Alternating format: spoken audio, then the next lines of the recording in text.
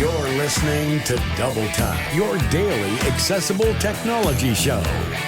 Now, here's your hosts, Steven Scott and Shaun Preece. Hey, Shaun Preece, how are you? I am very well. Did you call me priest then, Steven Scott? I don't want to say anything, but yes. Well, you know, if AI can do it, then I think I can. That's everyone else does in my life. It's fine. John Priest, I think, is your name often. Johnny Breeze. Johnny Breeze was my favourite. That was my favourite of all. I do like that. It does sound a bit cool. Yeah. I'll be honest, I'm a little bit hurt today. A little bit hurt. Physically, mentally, emotionally? All of it. Oh, why? So my wife just called just before we started, and she's off for a nice little drive with my two nieces. She's off for a drive. Oh. And they are off for a lovely little trip, and I believe I don't actually know if I can even say this. Take your time. Take your time. It's quite hard to say this publicly. They're at KFC. I mean, honestly, I don't know if I can continue, to be perfectly honest. And whoa. Yeah. They may be at KFC for you, Steven Scott. Oh, no. It's been made very clear they'll be going there. And then they've going to a pet shop because they need to take all the dogs to, find something to eat. Yes, indeed. Stop it! You're at the chicken place and I'm not. It's not fair. It's interesting, though. Your nieces, are we talking recent drivers? Have they just passed their test or just got a car? Just got the car. So only one of them drives. Yes. So she's doing the driving, and it's that thing of, Uncle Stephen, we'll take you everywhere, we'll take you here, we'll take you there, and it's like, oh, cool. And the first thing that runs in my head every single time is, as soon as someone says that, it's like, we go to KFC. You can drive through. Yeah, you can drive through. Do you know the problem though, right? Because what she said to me is, okay, well, I'm happy to do that for you, but actually, she says, I'm happy to go there, pick up the KFC, or rather, I suppose I have to say this, because who's listening. Yeah. Right, sorry. Mr. Fried. Other fried chicken places are available. So, I can go through the drive-through. I can get you what you want. I can bring it to you. Now, that sounds brilliant, doesn't it? Sounds great. Yes, it does. Yes, no negatives so far. Carry on. But, and it's a big wobbly but. Yes. Yes. The issue is, I like to buy a few things when I'm there. Right? Let me put this in context, right? You go out with a friend and the friend says, I'll pay.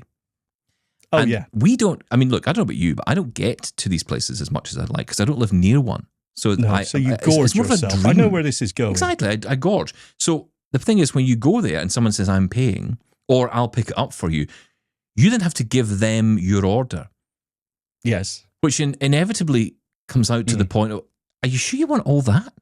Yes. Yeah, so exactly. I'm like, but hang on, do you know what I'm eating? Order shame. Yeah, exactly. Order shame. But here's the thing. I'm eating this. I'm not going in there to have a salad. You know this, right? They sell chicken. So I'm not going in to buy a salad. In buckets. That's what their purpose of life is. So I'm not going in to buy a salad. I'm not. So, if I say to you, yes, I plan to buy lots of this particular chicken, then why is it a surprise to people? But no, it's on you, Steven Scott. Don't be ashamed. Be proud. There should be, what do we call it? Chicken pride? Chicken pride. I have chicken pride. I'm going to learn this. Yeah, screw blind pride. I have chicken pride. I know exactly what you mean. But still, nice to have that option. You never know. You may take advantage of it. I can't believe, and the thing is, I know it's worse about this. My wife will not even have the chicken. She'll buy a coffee out of there, and then she'll even eat the chicken. She won't even buy chicken, wasted. And it's like the whole trip. Okay, it's wasted. I'm sitting here with you when I could be sitting eating chicken. All right, calm down. They do salads there. They do salads. No, that's not the point. The point is, I'm sitting here talking to you, and I could be eating chicken. How did that happen? Okay. I don't know, Steven. Sorry. I don't know. I will get you some chicken. I will order you some. If these people don't start advertising, I don't know what's wrong. Right, look. Let's get into the emails today. There's lots and lots of emails in the inbox. So shall we dive in? Let's do. Oh, the jingle! Yay! No singing. We get email. Don't sing it. We get your email. No, not singing it. Not singing no it. humming. No. Gotta edit this. Here's your Here we go. today. There we go. That's the one we're looking for. Okay, so let's get into the inbox on this show that is called Double Tap. It's a tech show, honest. We try and tell ourselves that more than you. I want to start with Scott. Yeah, g'day. It's Scott from Sydney, Australia here. Just wanted to say how much I really love your podcast. It's absolutely fantastic. And thanks for the great show. And I really enjoy the podcast immensely. So keep up the great work. And thanks very much. Wow. What? Was that it? That was amazing. That was incredible. That was so positive. I don't know what to say. I feel better now about my my not adjacent to chicken situation. Yes. Okay. I'm glad that makes you feel better. Thank you so much. Good day to you, sir. I will say Scott may have changed his views on the show since listening to that diatribe After at that the start. intro, yeah. But yeah, we'll see. Anyway, thank you very much, Scott. We really appreciate it. Glad you're with us. Lizette has been in touch on the Neuralink news. I had a feeling this might get some people interested. Hi, my name's Lizette. I just thought I'd get in touch because I've just listened to your Neuralink episode, and I have to confess, I am one of those people who, as you're putting it, has a PhD and says, oh, I've got a good idea. And in fact, my PhD was basically on a topic that's very relevant to this. I was looking at sort of disability as it relates to technologies like this Neuralink device, although I was doing the philosophy of it rather than the science. But yeah, I think it is a very complicated topic. And yes, obviously, you know, you're talking about the people saying that society is responsible for disability, and certainly it is to a large extent. But as you said, there are definitely people who want to have these cures. So I think that's a really important thing, is just to recognise that, yes, there are people who want these cures. Yes, society does contribute to disability, and I guess it's about giving people that choice and making sure that that choice is meaningful. So making sure that we live in a society where people can choose to use these things or not. And yeah, I think some of the resistance to these cures probably is coming from, I guess, people come to really identify with their disabilities. If it's something that you've lived with all your life, then that might become part of your identity. I mean, I've been blind since birth. I've had, I just have light perception, that's it. I have optic nerve hyperplasia, so I haven't lost my optic nerve, but it didn't develop properly. And I think my concern with a device like, or maybe I should say the reason why I would perhaps be a little bit reluctant to use a device like this is not so much it's not about identity so much for me, it's, am I willing to take that risk to have something implanted like this when there's a lot of things that could go wrong, and how much benefit is it going to give me really? I know that when people have been blind since birth, they often need to learn to see again. So there are cases of blind people who have been blind from a very early age. They then kind of get their sight, and then they just need to learn to see again. They can't process all that visual information. So if it would put me in that position, then there is that question of, would it be worth that risk? So I'm not saying I'd never do it, but certainly at this stage, it's not something that I'm thinking that I'd really want to do. But yeah, I certainly think that it's worth doing that research and developing these things for those people who do want to use it, as long as we do recognise those complicated societal dynamics. So yeah, thanks for your podcast, and as I said, my name's Lizette Chaperonier, and thank you very much. Thank you, Lizette. I really appreciate your comment, and I think it's a very measured and sensible approach, to be honest. I don't think there's anything wrong with suggesting you should wait to see how this treatment or this research goes. You know, we've a long way to go, as you've said, Shaun, and you know, I agree with that. I mean, it's not going to happen tomorrow, of course not. And I don't think there's anything wrong with waiting to see how this goes at all. I think that's the crux of it for me, though. Yeah, for you it is, yeah. The more interesting question is, let's say we're, I don't know, 20, 40, 100 years in the future, and now this technology is fully baked. And now you can have this implant, and like a light switch, you've got vision, let's say the same level as anyone else. Like Vision Pro? Well, no, the same as, not professional vision, the same as everyone else. Would you take it then? Well, you know me, I'm in there with the Atari graphics at this point. So I was going to say, I'm quite surprised you even paused, because my answer is absolutely yes. Of course. The sticky point for me is that, again, it's the marketing behind it, that this is, who's to blame for marketing, I don't know. But I worry about the message that we can cure blindness, because that simply isn't true. Well, yeah. And I'm not saying that's what they're saying, but that's the message that's getting across to a lot of people who are looking for that cure in our situation. And I was one of those people for the longest time, as someone who's losing his vision. You're always, and parents of children that have RP or some other sight problem, they're always looking for, I can fix this. I'd love to worry about it. I'd love to have Lizette, you actually come on the show and talk to us about this in more detail, because I think there's so many aspects here. And you are clearly an intelligent person, and please, I'm not trying to dismiss the views of people with PhDs. You've got the right to speak as well. There you go. I said it. That's good of you, Stephen. So big of me to say that, right? As someone who doesn't have a PhD, but no, look, I take all these opinions on, and what I fear is sometimes the ideas come from an academic viewpoint, but they're not really rooted in reality. And I think that's why more voices at the table is important. It's ultimately why I feel the need to speak out on a lot of these topics, because I think sometimes the academic view gets through. And, we've got to understand here, there's not a lot of us out there talking in public forums about these issues.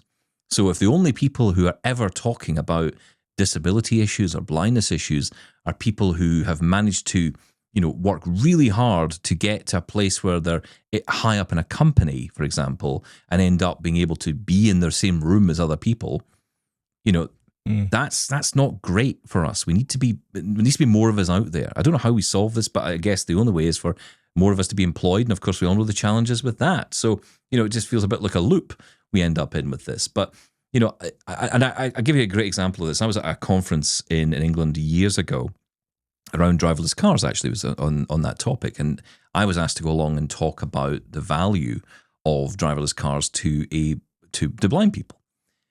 And I hope you didn't mention chicken. I know. Well, funnily, I think I did say something about, I just want to go to drive-through. I probably did, because it's kind of in my repertoire to do that. But the amount of people, I tell you, there was a room of about 300 guys. Interesting, it was all men. Just putting it out there, but there was very few women, if any, I could find actually at this event.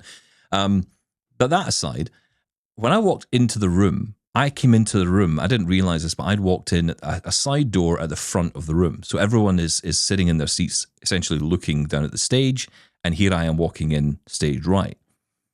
And the room went quiet, and I thought I'd walked in and they had started the presentation, and I thought, goodness, I'm late. So here I am sort of hurriedly trying to find a seat. But then everyone started talking again, and it was made clear to me afterwards by other people who'd come with me, who were also at the event from the same place I was, that they had literally, all eyes turned, looked at this blind guy walking into the room, and every single person clearly had the same thought bubble coming out of their head, which was, why is a blind guy in a room talking about cars? Oh. And so it's like a horror film where someone walks into a local pub and it just goes silent. It's like the saloon bar moment, when the door starts swinging and all you can hear is the door swinging the piano closed. stops playing. That's right. Everyone stops and stares, and then gradually the music starts up again, but no one really knows what's going on. And exactly that.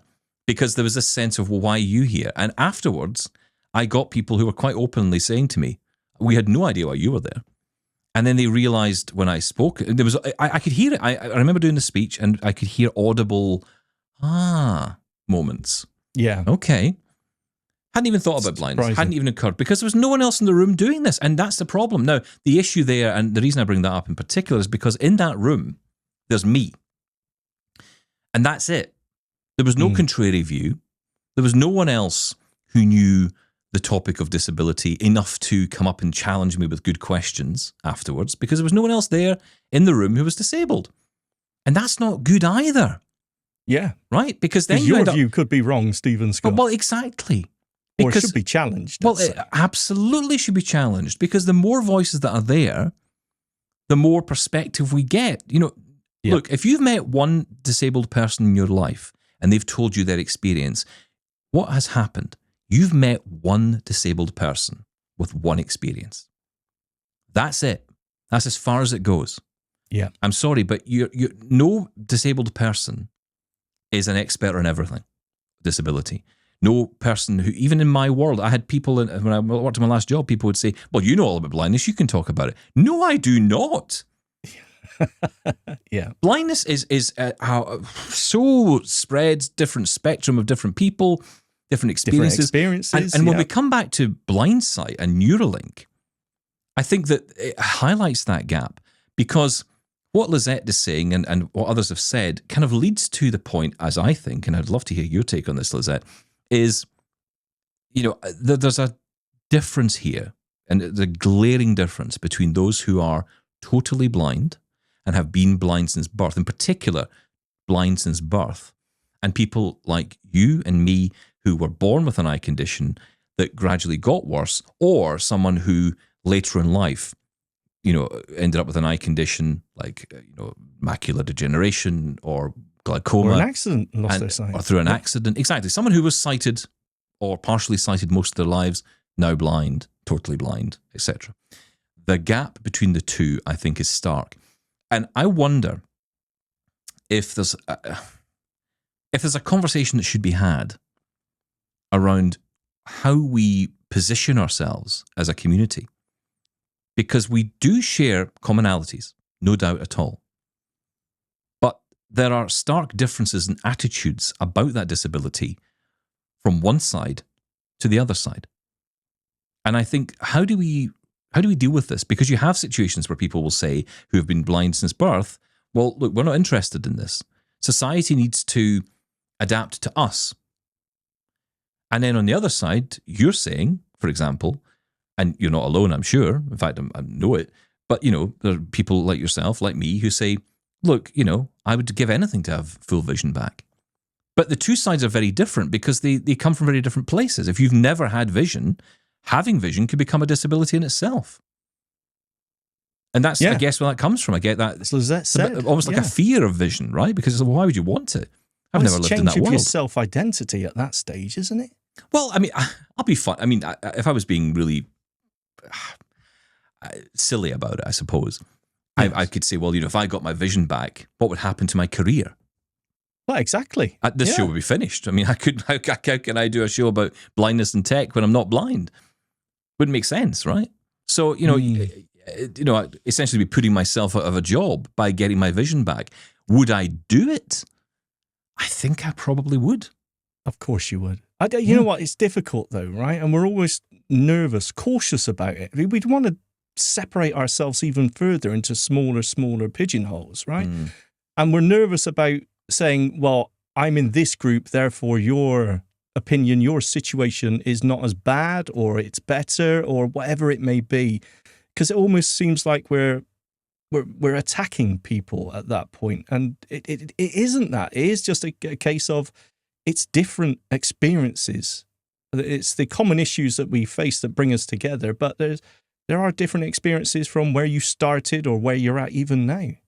And of course, look, I mean, ultimately, it all comes down to a sense of acceptance and getting on with your life and living with it, which kind of brings us all onto the same plane, right? If we can get to the point, and there are many of us I know, and there are many of you listening, I know because you email me privately or you send me messages privately, and you don't want those messages read out, and I understand that. But many people who contact the show say, look, I'm so glad you talk about these issues. I'm so glad you talk about the mental health challenges. I'm so glad you talk about the isolation, because, everyone else wants to talk about how wonderful it is to be blind, and I just don't feel that. Oh, yeah. And there's people out there still don't accept it. Yeah. And I totally get it. That's took why me I feel 50 years to get here. And I still feel every day, there's not a day that goes by now that I don't. I mean, it's funny when I do the video editing, I'm finding it challenging. I won't lie. It's not the easiest gig in the world. And it's because I've realized how much little vision I have and also how much of it I can use without it causing me, physical pain, right? So there's that kind of element of it. And how much we hate to give away control to someone else to make our lives easier. Yes. I could probably hire an editor and we could get someone in and we could do it and that'd be fine. But I'm like, do you know what? I kind of just love doing this. And yeah, it hurts me a little bit to do it and it's exhausting in some ways, but I also love it. And I don't want to give. Baby. Yeah, exactly. I don't want to give away. I won't lie. I mean, I had the same feeling when you started doing the audio editing. I remember thinking, this is the first time in my life I've ever given away an edit of mine to someone else. Oh, right. Yeah, that's Never true. done that before. Never. Yeah. And you soon got over that. Oh, I was over it within about a week. Yeah, I know. And I'm sure it'd be the same with the video, but I don't know. It's just it's not even control of the product or control of that. It's not about that. It's about doing something. You don't want to be the guy who just sits in the room and everyone says, "Oh, I'll do that for you. I'll do that for you. I'll pour out the tea, or I'll do this." Yeah, there's moments it's okay. No, you're right. I mean, there's moments where it's fine. There's some days where you've had a bad journey and someone says, "Hey, look, I remember getting on a train. It was a very harassed day. I get on the train. The guy says to me, do you want a cup of coffee? Do you want me to put the milk and sugar in? Yeah, go for it. Someone across from me who is blind might say, well, there's nothing wrong with you doing it. But it's like, do you know what? I'm just going to take the offer, okay? It doesn't demean me to do that. No, it's fine, except when you want to do it yourself and someone constantly, no, I'll do it. No. But we can't win. We're never, happy. But I think that's a human thing.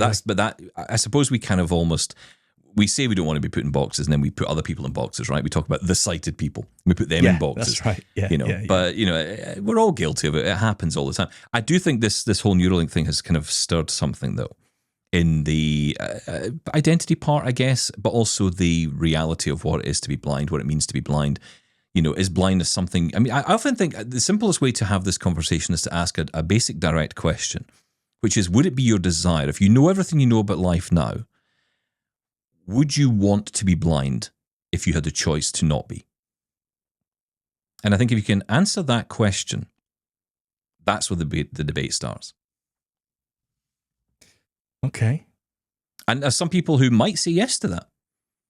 And I that's an interesting conversation that I don't quite understand. But okay. I know it's a position I wouldn't understand. I mean, why would you want to be blind? Would be my question.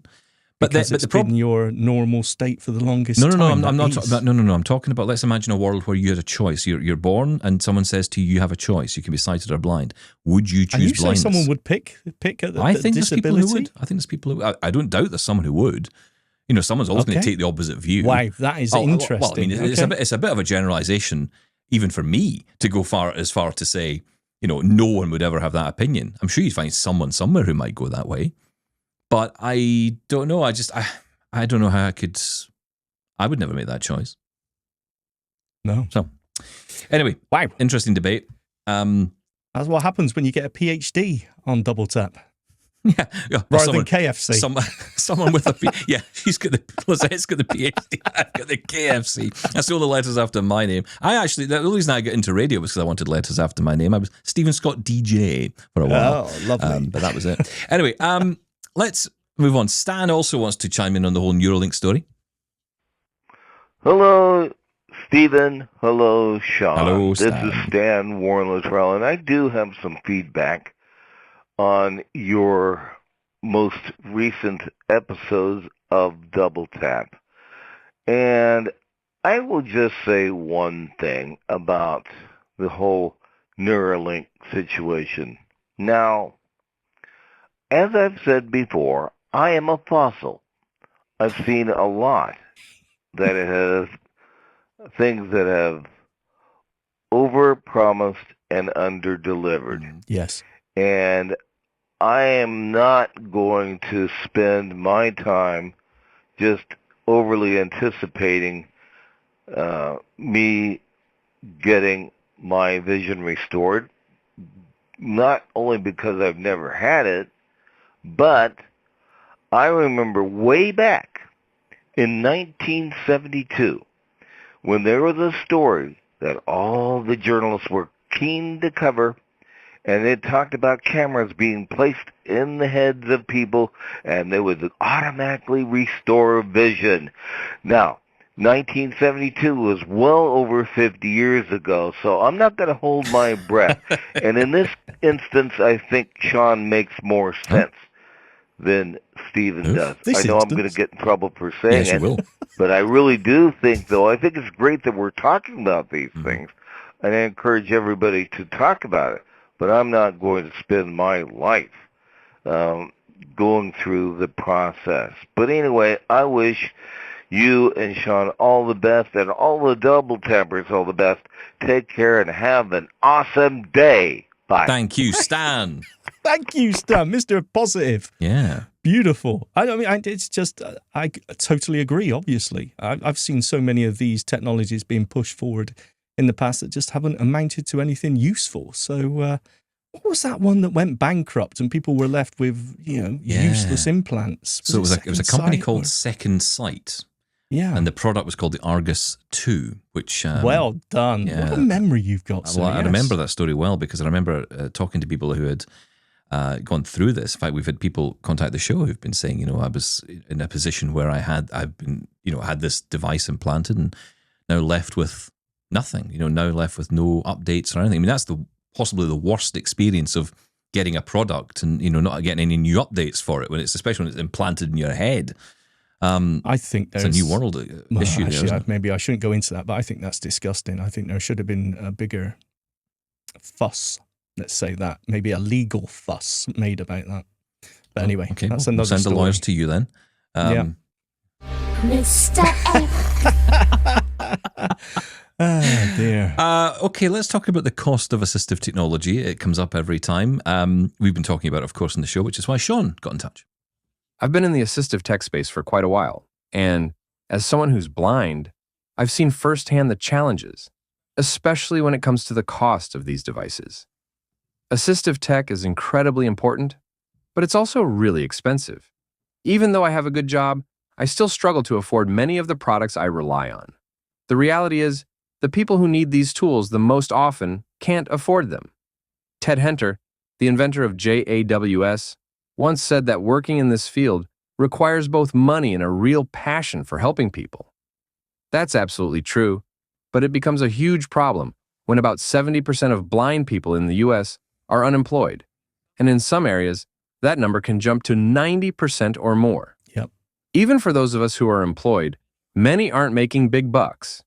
After covering basic living expenses like food, rent, and transportation, there's often not much left for assistive technology, which can easily cost thousands. And these aren't luxury items. They're lifelines that help us read, communicate, and do basic tasks.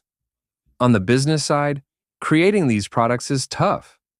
Designing, developing, and supporting assistive devices is expensive, making it hard for startups to survive, even with great ideas. They need investors who are willing to take big risks, and without that, many companies don't make it. A kid once made a Braille embosser out of Legos. So why don't we have a Lego Braille display? We have a Braille embosser that sells for around $500, but it's still not flying off the shelves. We all wish these products could be cheaper. It would be amazing to have a $50 Braille display, but realistically, that's not possible with all the costs involved. I get it. There's a lot of tech I'd love to have, but even with a steady income, it's hard to justify the expense. So, where do we go from here? We need to figure out how to bring costs down, but it's going to take a collective effort. Governments, businesses, and innovators all need to come together, and yes, it's going to require significant resources. But I really believe we can come up with real solutions if we work together, or involve AI. I know we've all heard this before, but look at Meta's glasses. They're affordable and do a lot, but they weren't designed with blind users in mind. Sure, some of us power users can make them work, but most people just want something simple, effective, and ready to go out of the box. Some of my friends are hyped about them, and I want to give them a try too. But I also remember how Seeing AI was rumored to wipe out a bunch of commercial blindness reading devices like OpenBook. Now, we have tons of scanner options. But Seeing AI is free. I'd love to hear your thoughts, whether it's ideas, frustrations, or possible solutions. Let's keep this conversation going. Best Shaun, PSAI, for the blind on Facebook. a place for people to learn more about AI. Thank you so much, Shaun. I'm guessing sending that in via 11 Labs, I'm just going to guess. Producing that with Yes. some of the voice there, which is fantastic. Just to be clear, it was the AI for the Blind is the Facebook group there, in case you didn't quite pick that up right. It's I've AI joined. for the Yeah. Blind. Have you? Yes? Yeah, I've joined. Yes, I believe they got an event coming up. Oh, look at you. Yeah, I know. Yes, very interesting points made, and I can't really argue against them. It's just is there ever going to be an answer to this? I thought Orbit was the answer. A coming together of various organisations to tackle the problem of the cost, in this case, of Braille displays initially. And I thought that's the answer. It's all about working together, as Shaun said. But did it really? I mean, it's brought the price right down, but it's still not far enough, right? So is there ever going to be an answer where this technology can become available to everyone? Maybe it's just a pipe dream. Well, so I think, Shaun, you've kind of opened up, not you, the listener, Shaun. The other Shaun. The clever Shaun. My new favourite Shaun. Yes. I think you've kind of cracked open this a little bit more for me in this discussion. And I think this is interesting because you talked there about, there being a $500 Braille embosser, but it's not flying off the shelves. That's an interesting line for me because I wonder if the other problem here, of course, it's all linked, but if you have few people able to read Braille, we talked the other day about this, the number of people who are actually reading Braille is very low. So if you have a very small number of people reading Braille, then there are not going to be that many customers out there for you. So even if you do produce a product, low cost, will it sell? That's a great question. And you look at Hable 1, right? I'll use this as an example of where it kind of goes the other way, where you have Hable 1 and people say, well, look how popular it is. And in Hable, I think, were quite surprised themselves at how popular it became. But what was interesting was that a lot of people buying that particular Braille input keyboard did not read Braille. They kind of got it to start learning how to read Braille. That was their introduction. Yeah. So I think the first step in fixing the problem and securing the future of Braille is educating more children, getting more resources. I don't know how you do that because whatever way you look at it, budgets are being slashed, money is less, there's less qualified teachers for visually impaired children, less and less of it, less Braille teachers out there. Some kids, I think we heard on the show last week, if I remember rightly, someone saying, some kids are lucky to get one class a week, if they're lucky on Braille. Yeah. Which, if you were thinking about that, is reading English or learning English or math, that wouldn't be the case, right? There'd be uproar. Yeah, of course. So, I think you've got to start there. Now, I think maybe this is separate. Sorry to interrupt, but maybe Braille is not a good case to base it on because, as you mentioned, it's not just about the cost of the hardware. It's also about the amount of people that actually want to use Braille in the first place. Maybe things like the Celeste glasses, the Envision glasses, Orcam, the Meta Ray-Bans are a better playing field to talk about costs versus availability. Yeah, once you go down the route of talking about assistive tech costs, inevitably you go down a rabbit hole of one type of technology and another. There are of course, and it's multiple linked conversations here, right? Because it's like, well, if you're talking about the cost of assistive tech and you talk about glasses and you say, well, I can get my Meta Ray-Bans and, we can see what's capable there. And of course, today we'll know even more about what's capable with them. That'll be great and cool. But, then equally I've got my Seeing AI app, so I could do all this stuff there on the phone. And, what else is there? There's Celeste glasses, there's Envision. So there's lots of different things, but of course there's cost issues there. But I think the reason it always comes back to Braille for me is because ultimately I think there's a bigger issue here that the market is small, but it feels to me like the market is tiny, actually. When you really think about it, the numbers are really small and they're not going to grow if there's no education in Braille. So I think the reason I'm kind of bringing this over to Braille a little bit is because I think we're seeing that actually perhaps, and Shaun's kind of opened this idea up to me, we may not ever get to a point where there can even be a low-cost Braille display that is feasible, even if it was $50, because there's just not enough people to go out and buy it.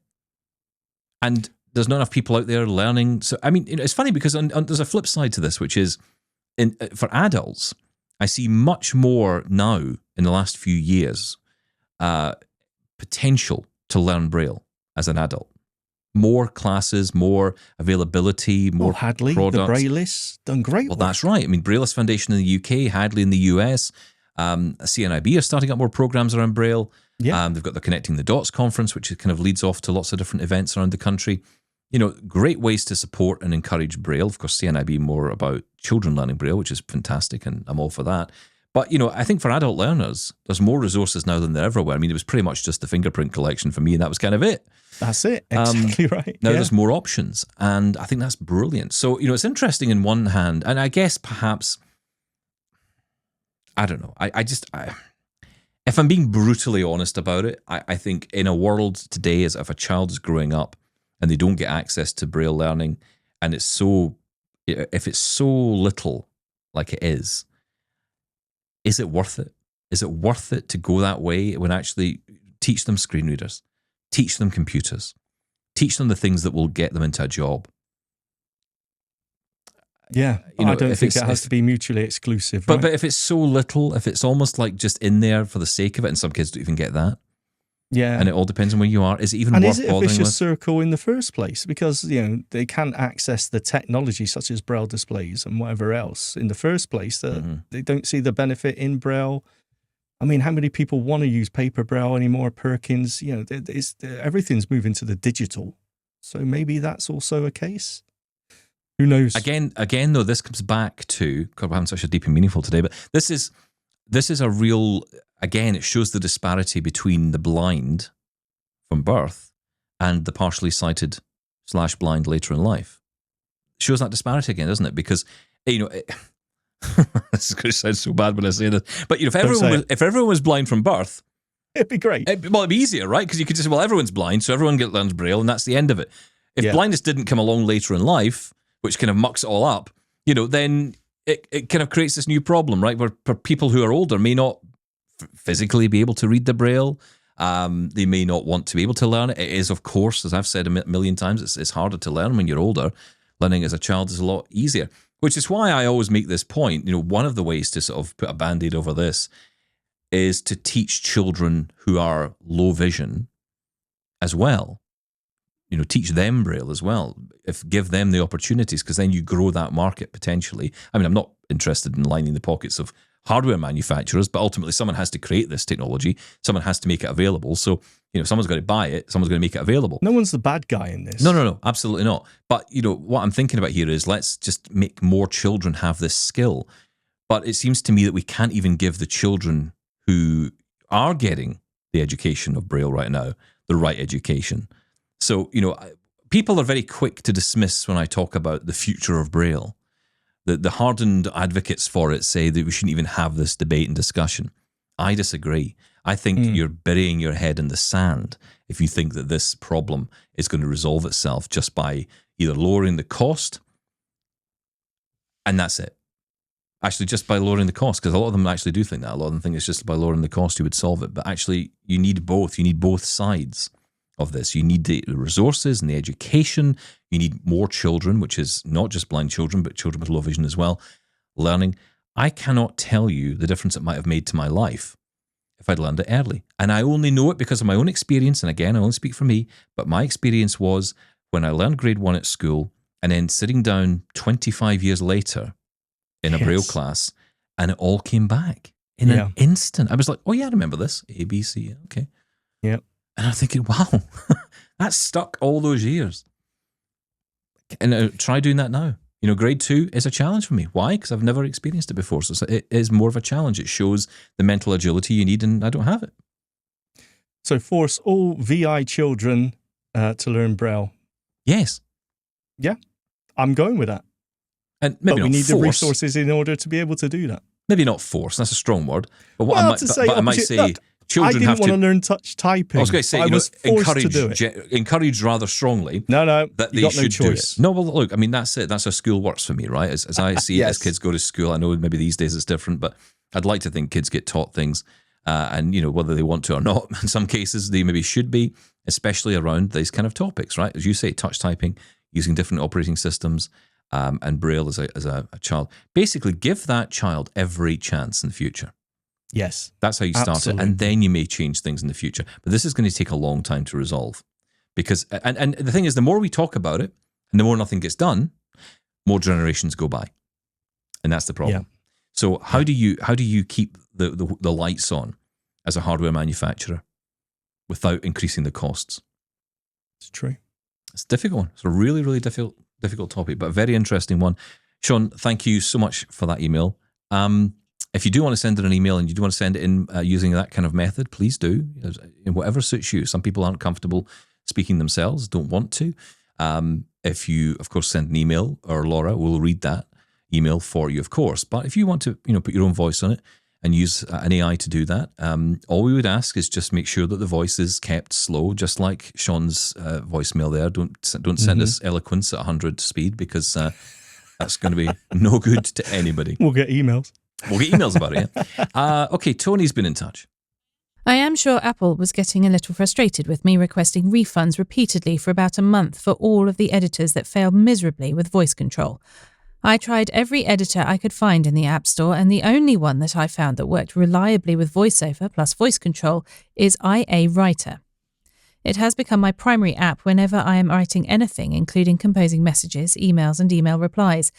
As most people undoubtedly know, dictation spells about as well as a toddler with a potty mouth. So it is important to have an environment where it is easy to make corrections.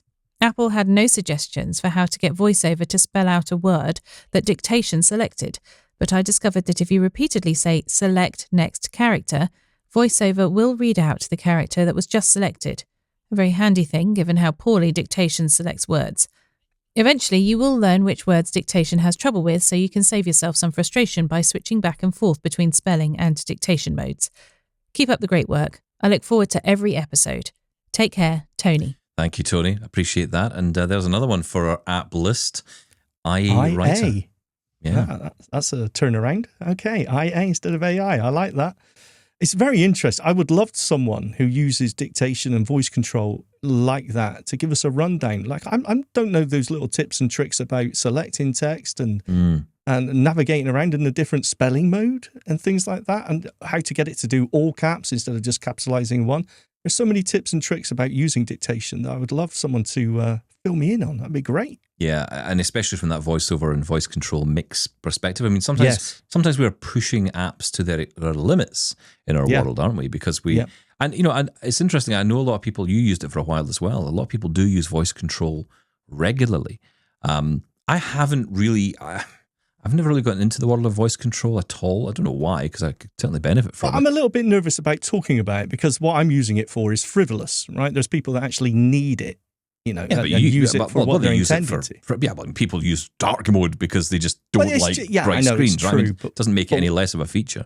But what I'm saying is I haven't pushed it and explored it to its limits and found out what it can't do because I'm not relying on it. Well, in that case, you're an absolute disgrace and you should I'm immediately lying in the leave. bath, being able to control my phone by voice and tap on play and say things like that, which is very, very handy. But it's still, it's a feature that's actually, I think, underused a lot of the time. Yeah. Although I will say, and I know you're going to do a demo on it because I've asked you to do it, so it means we'll get it eventually. Still waiting for that meta one, but we'll just move on. Unbelievable. Well, look, we've got the event coming up, so it's a good chance, a good opportunity for you to show off those glasses. And the setup process we were getting asked about. Anyway, I'm not going to start chasing you for features because you know my history with this. We are working on that. I'm trying to figure out how to record everything. It's so I've got 1,000 recorders around me trying to record different things. It will happen. Loads of recorders taped to your head. That's pretty much basically. Yes. But no, that's really interesting. I'm very interested in the vocal shortcuts in the new iOS 18. I think it's a feature that no one is talking about. And I'm fascinated by it because I just think it does so many cool things. So you're going to do a little demo of that, aren't you, to show us how to set them up and use them? It's so easy. Yeah. Can't wait to hear that. All right, let's move on because Ronnie's been in touch. Hey, did you know that September is National Chicken Month? Question. What do you get when you cross a chicken and a python? Answer, a feather boa. Oh, keep talking. We keep listening. Okay. I love that tagline. That was fantastic. Keep talking. We keep listening. I suppose you don't get much choice in that, really, do you? No, that's right. Leather boa. National Chicken. Hang on, was it national? But whatever. Chicken Month, September. That's right. National Chicken Bring Month. your nieces back immediately. Exactly. I get them back in here because I need to celebrate immediately. Wow. There you go. Thank you, Ronnie. Thank you for that, Ronnie. I am even more depressed now about not getting chicken. Thank you. Tom's been in touch. Just an FYI for Steven and Shaun, if he has gotten the Meta Ray-Ban glasses. Yes.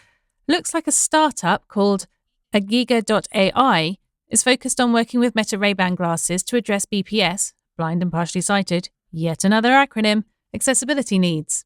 Tom in Colorado. There we go. Yes, I've heard about this service. Very early days yet. And I don't think... I don't think they wanted too much attention because they didn't want to be overloaded. But yes. Oh, well, too late. Sorry about that. Very interesting All the double days tappers are heading there now. Yes, for the Meta Ray-Bans. Very interesting. And we'll hear more later on. I'm changing the subject. Okay, fine. All right, we've got one more from Tom. This is, I'm not sure if it's the same Tom, but we have another Tom here. Or maybe not. No. Let's try that again. Hi, Tom in Colorado here. I've noticed over the past while that you guys have been using a fairly heavy-handed portion of silence removal in some of the stuff, particularly when Laura's reading things. It seems like she must have extremely good lungs because she's like not taking any breaths and there's no real paying attention to punctuation, but I'm sure that's not Laura. I think somebody's in there snipping out all of those silences in between. And it makes it kind of hard to read. Or not read, but listen to. I know that as blind folks, we get very used to text-to-speech, and we all tend to speed it up a little bit because we get impatient. But I don't know. In this format, it doesn't really work for me all that well. I've also noticed it applied to some of the voice contributions that people have done, which have made it really, really difficult to understand what these people are trying to say. So anyway, my vote is do less of that. Hey, have a good one. Bye. Okay, thank you, Tom. Thank you, Tom. Well, look, you're editing the audio side. What are you doing? What are you doing over there? What am I doing? Well, you'll be surprised to hear I'm doing nothing to Laura. There is no manual snipping of breaths. I'm not taking any breaths out. I'm not running any noise gate or any compressor or anything over Laura. Laura is how it sounds. I'm sorry. She is a professional. I really don't know what to say. There is nothing added to Laura's. Maybe on some of the voicemails, yes, there is some processing done because some of the voicemails are a little hard to understand. So there may be some hiss removal on those. But when it comes to Laura, that's just Laura. Yeah, and yeah, we're not doing. I mean, I think Shaun summed it up perfectly when he said he does nothing. You could have stopped there, to be perfectly honest. That'd have been fine.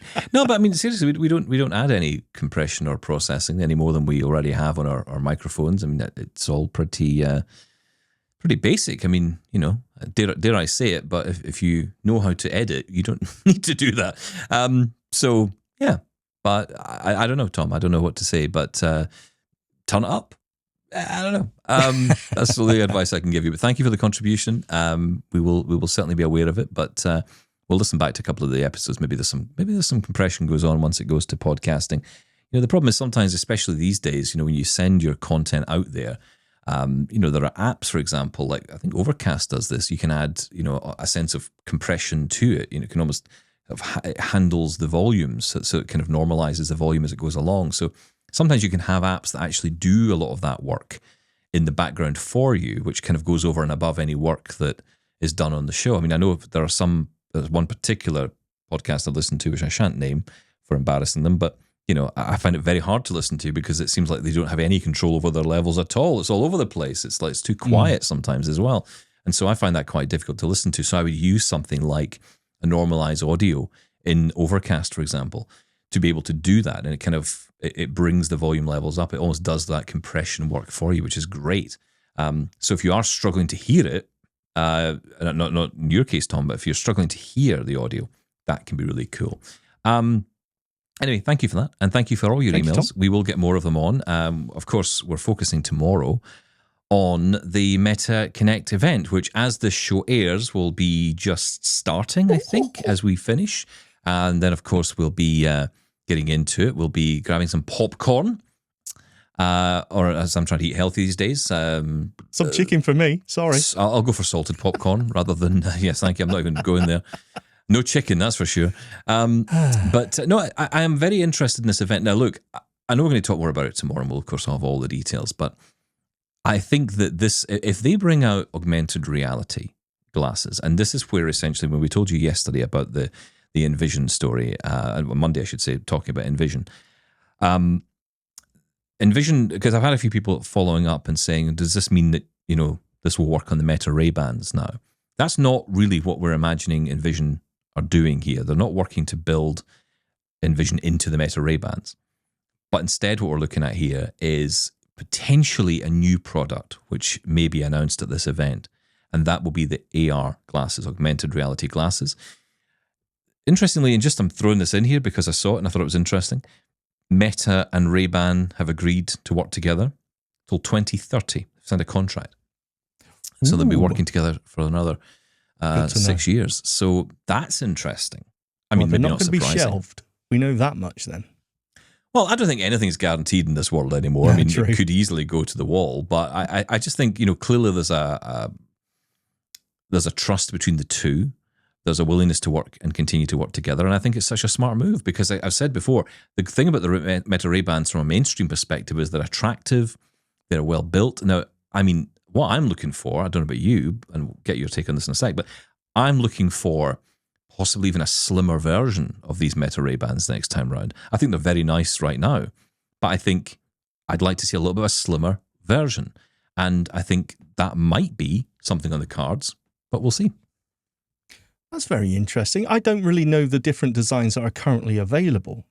What is it, Skylar and others? They're not that different, though. They're not that different. And I mean, one thing for me is the size, because they do have a small and a medium. What is that, a medium and a large version? Medium and a large. And I really hope they don't get rid of the large version, because they never brought out Skylar in the large, and that made me nervous, because, if you don't make it bigger, I mean, some of us don't have small heads. So, some of us have big heads. Yes. What about the large heads? I think that's what I'm sure that's what he shouted at me in the street. Stop it. I'm not sure what to expect. I just think there's going to be some good news coming out of this event. When it comes to the we're shutting down Meta. That's it. We're all going home. We've had enough. No, I mean specifically for us, I'm expecting us to be very happy when we come away from this. When it comes to what the AI is capable of, I'm hoping we're going to see a move up in the Llama AI on the glasses themselves, which is going to make a big difference to us. But the introduction of a new AR platform, maybe these are standalone that can run software on their own. That's going to make a huge difference to us as well. Apple really have missed the mark here, haven't they? Well, don't we always say this? Apple don't come early to the party. They come late, but they do it so well. Yeah, but I think about Vision Pro, and I think that was such a misfire. Now, it's difficult. It's difficult because obviously the development of that was probably going on, decades ago. They probably began work on that. So, you kind of, it's hard to look at it through, pardon my pun here, but through today's lens. But it is, because you're obviously thinking, Rocky, they're having to make a decision, and there'll be products already in, development right now that we won't see for decades. But, it's like you have to kind of drop this product at some point. Have pulled the trigger on this? Is that what you're saying? They should have left it in the lab. No, I don't think they should have left it in the lab. I think they should have seen where this was going. I don't know. Maybe they just. I still maintain that even Meta were surprised by the success is what I'm trying to say here. Yeah. Of the Meta Ray-Ban. So perhaps no one could have known this. I think the blind community could have told you. We could have easily told you. Yeah. You bring out a wearable, it's got cameras, and I think interestingly though, and this is interesting, we said for many years, or I said certainly for many years, that cameras with glasses won't become a thing because the mainstream won't buy into it. Privacy will override it. How wrong was I? I don't know. I was. I mean, they're popular.